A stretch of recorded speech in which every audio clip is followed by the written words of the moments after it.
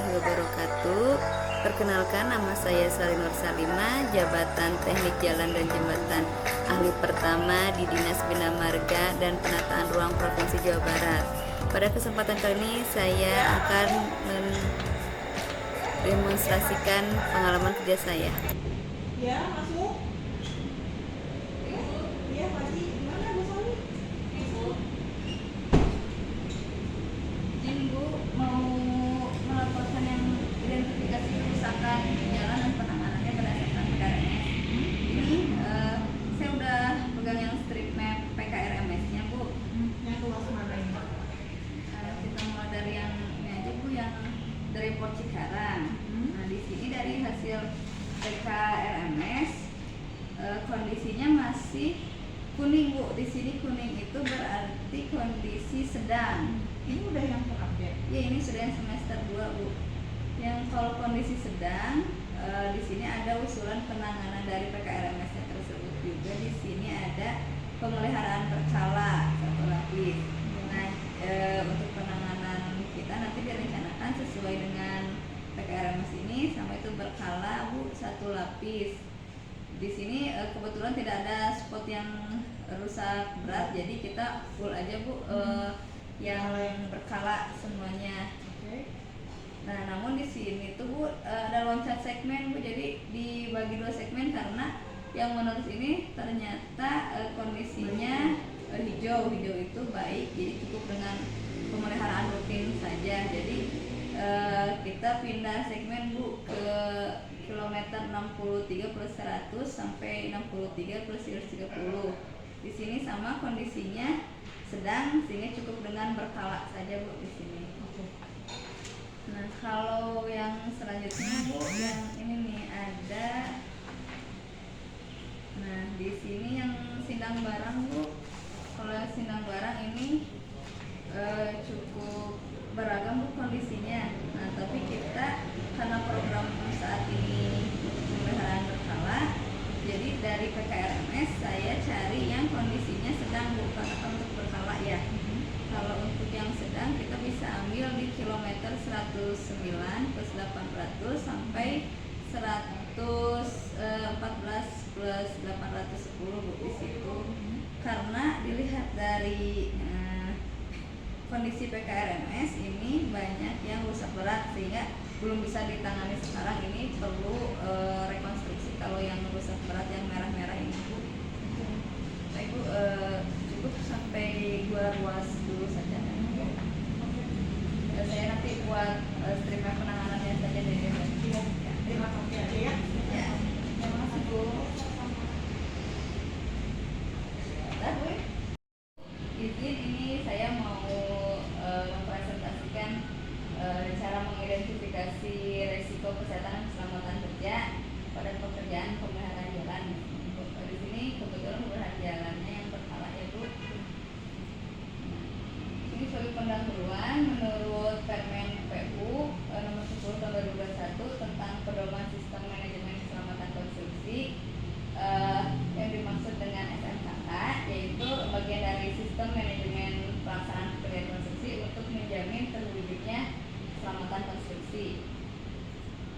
Nah, lalu di sini bisa dilihat Bu proses manajemen resiko untuk mengidentifikasinya. Yang pertama ini ada komunikasi dan konsultasi ya Bu. Lalu untuk menentukan konteksnya apa, lalu identifikasi bahaya yang bakal terjadi di lapangan seperti apa, lalu masuk ke analisis resikonya, nanti ada perhitungan analisis resiko, di situ ada tabel tabel, nanti lalu evaluasi resiko, dan terakhir merumuskan pengendalian resikonya tersebut. Nah, dalam tahapan-tahapan di sini perlu adanya monitor dan review juga.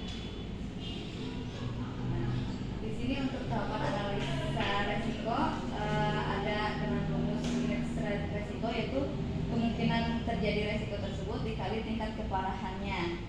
Nah, di sini dari contoh dari pelaksanaan pekerjaan ada, saya sudah hitungkan indeks resikonya.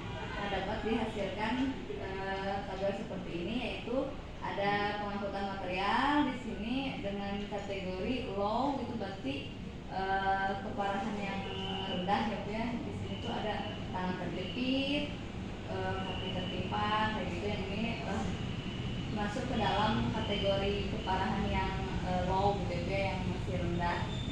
Lalu ada beberapa juga yang medium seperti tergores bagian tajam atau seperti terjang paku. Itu dalam satuan penilaian ternyata hasilnya itu medium, berarti tingkat keparahan yang sedang gitu ya Bu ya.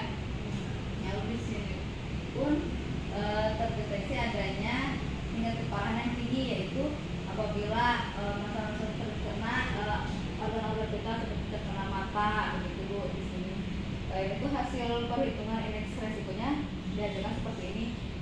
Lalu setelah dianalisa resiko ini, lalu kita ada evaluasi. Dan di sini dari hasil identifikasi yang tadi itu Bu, diteliti terdapat ada 16 variabel resiko yang terbagi jadi 7 resiko pada saat pengangkatan material dan 9 resiko pada saat pembuatan saluran drainase. Nah, dari 16 variabel resiko ini dilakukan pengelompokan berdasarkan kesamaan potensi dan aktivitas dan area yang berbeda-beda Bu. Di sini Ibu bisa melihat saya membuat bagan presentasi terinjak, tertusuk, tertimpa, terpukul, terpapar, dan ada iritasi kulit, kebisingan alat. Di sini presentasinya sudah terlihat. Lalu selanjutnya dibuat perumusan pengendalian resiko tersebut. Untuk yang resiko tinggi ini pengendalian resikonya bisa dengan menggunakan APD, alat pelindung diri. Lalu memberikan pelatihan juga terkait keamanan keselamatan kerja kepada para pekerja di lapangan. Lalu sebagai penyedia harus melengkapi seluruh alat pengaman di lapangan juga gitu. Dengan begitu resiko yang tinggi ini bisa dicegah. Lalu untuk resiko sedang atau medium risk ini pengendalian resikonya yaitu menghilangkan sumber resikonya atau mengeliminasi, dan tentunya menggunakan alat pelindung diri. Lalu untuk yang tingkat rendah ini yang cukup banyak terjadi di lapangan. Nah, pengendaliannya bisa dengan menghilangkan sumber resiko, lalu dengan cara substitusi seperti penerapan SOP-nya harus dijalankan seperti apa. Lalu tentu terakhirnya pasti harus menggunakan APD. Terima kasih Bu. Ini untuk paparan identifikasi resiko seperti ini. Paparannya sudah tadi. Minta tolong nanti di-share ya ke teman-teman media, karena sebagai dasar pemahaman juga untuk teman-teman yang lain. Baik Bu. Terima kasih Bu. Ya, sama-sama Bu. Ya, masuk. Bu, Salam, gimana Bu Sani? mau melaporkan yang FS ini yang sudah dilayarkan. Oh iya, boleh. Udah ya selesai. Oke, bisa dimulai aja Bu ya. Ya.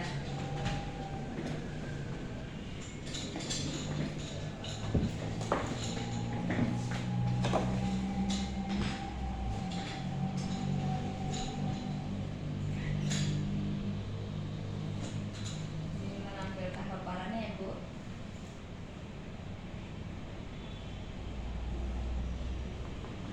Kita mulai aja. Ya, di sini Bu ada analisis ekonomi pada proyek FS Pakidas Sebidang Jalan Oto Iskandar Dinata di Sukabumi ya Bu.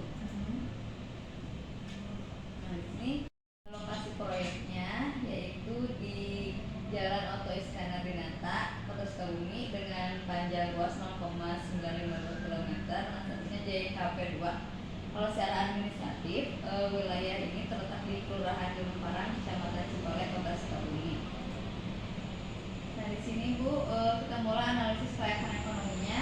Adapun tahapan proses analisisnya yaitu yang pertama kita estimasi biaya ekonomi atau finansial, yaitu dari biaya konstruksinya, operasi, dan pemeliharaan. Lalu yang kedua kita estimasi dari manfaat ekonomi yang dihasilkan dari proses simulasi jaringan jalan dengan dan tanpa adanya pelebaran pada tahun-tahun tinjauan. Lalu yang ketiga melakukan analisis kelayakan untuk mengeluarkan sejumlah indikator kelayakan seperti EIRR atau IRR, lalu NPV-nya berapa dan PCR-nya juga berapa.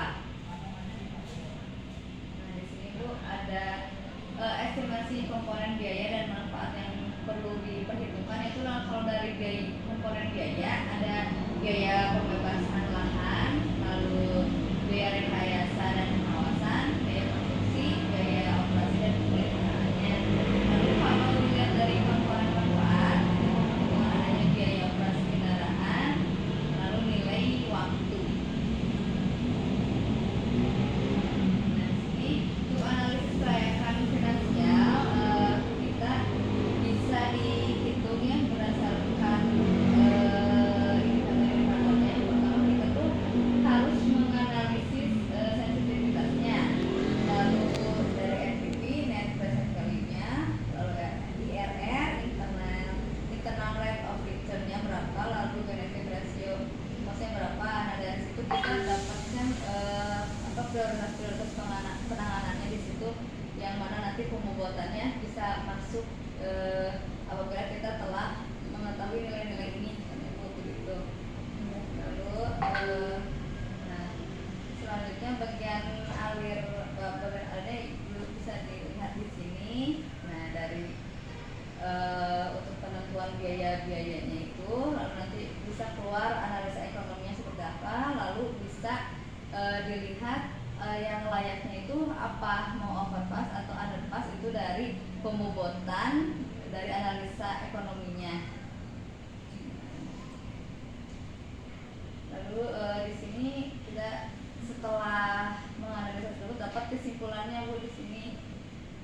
Untuk biaya proyek yang pada simpang tidak sebidang jalan atau iskandar Dinata ini, biaya proyek untuk overpass yaitu di range di 2023-nya, analisa 2023-nya ada di 276 miliaran Bu di sini. Ini untuk analisa 2023. Lalu apabila pelaksanaannya nanti akan mungkin dilaksanakan di 2008, ini ada kenaikan. Tentunya tidak ada inflasi ya Bu ya. Perhitungan tersebut menghasilkan angka di 350-an miliar Bu ini. Lalu kalau untuk underpass ini tahap perencanaan ini di 2023 menghasilkan 214 miliar ya Bu. Untuk 2008 beberapa 2008 jadi 274 miliar. Di sini tetap lebih mahal untuk proyek overpass ya Bu.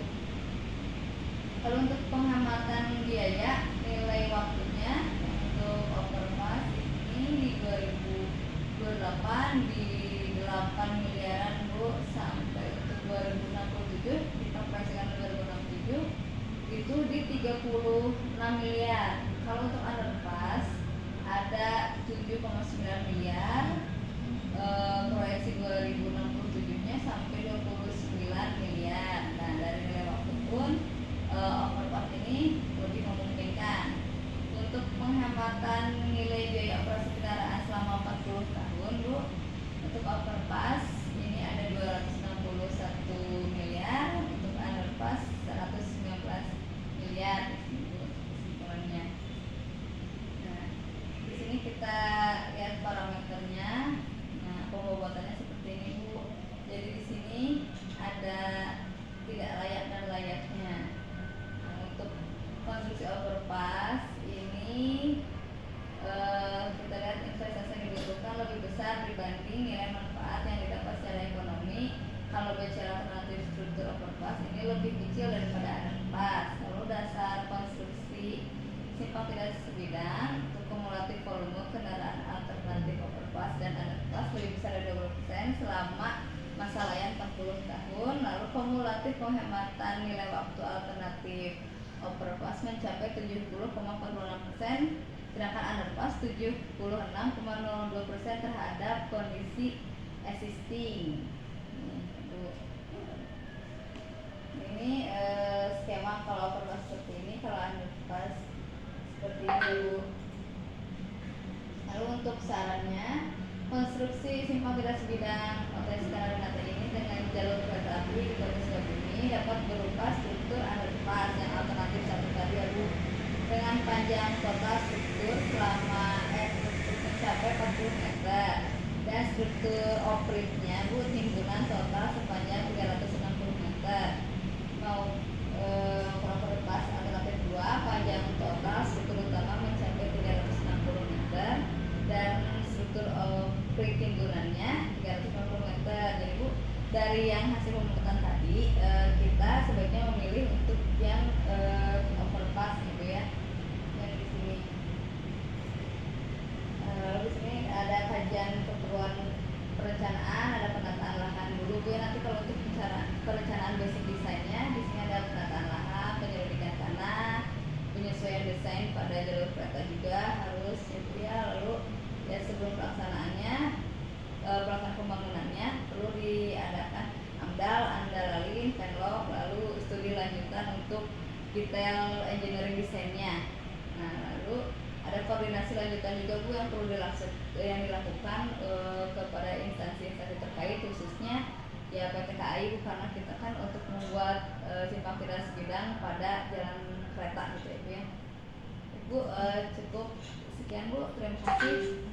Berarti dari hasil yang sudah Ibu buat, yang terbaik itu untuk overpass ya Bu ya? Ya. Alternatif 2 ya? Ya Bu, untuk dilihat dari studi kelayakannya saja ya Bu, itu overpass. Paling nanti kita lanjutin lagi aja ya, kita bahas lagi. Baik Bu. Terima kasih ya Bu ya. Ya.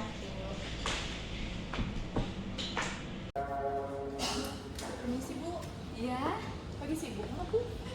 Ya biasa aja Bu. Saya tuh ini Bu, mau nyampein hasil asistensi ini yang Oh iya, ya. udah oke sih kalau dari segi desainnya Bu. Ya. Cuma ini kan emang nggak ada potongan memanjangnya Bu. Nggak apa-apa mungkin ya kalau tinggal potongan memanjang doang mah kayaknya nggak akan ketahuan. Bikinnya Bu ya, walaupun cuma potongan memanjang yang selama 2 lembar, tapi kan tetap kita harus sesuai aturan ya. Kalau ini harus lengkap. Kenapa? Kalau kayak di potongan memanjang nih, contohnya ya. Iya, Bu. Kalau potongan memanjang itu kan menampilkan ada elevasi rencana dan elevasi existing. Nah di situ kan nanti muncul ya hitungan volume galian timbunan ya Bu ya. Kalau untuk pelaksanaan nanti di lapangan kan galian timbunan itu dibayarkan Bu. Nanti kalau tidak ada acuan ini, galian timbunannya salah hitung menjadi kerugian negara nantinya Bu.